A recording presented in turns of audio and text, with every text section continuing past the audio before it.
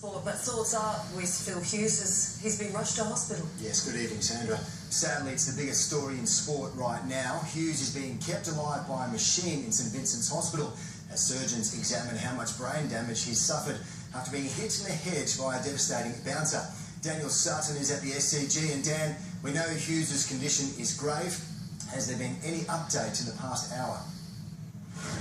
Matt, we've just heard from St Vincent's Hospital that Phil Hughes is now out of emergency surgery, but he's far from out of the woods. His condition remains critical, and of course we'll now have to wait and see how he responds to that medical treatment. We're told by cricketing officials it could be 24 to 48 hours before we know how well that surgery has gone.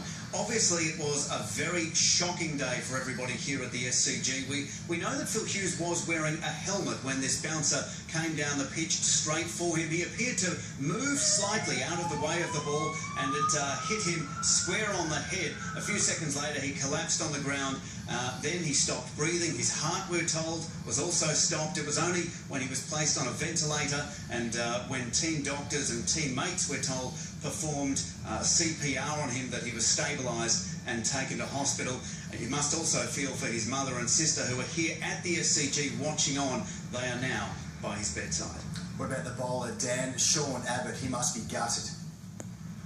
Yeah, you've got to feel for Sean Abbott, don't you? He's the one who sent this bouncer down the pitch towards Phil Hughes. We're told he has been in a very, very bad way this afternoon, but of course team officials, other players are all rallying around him as well. We saw David Warner leave here a short time ago.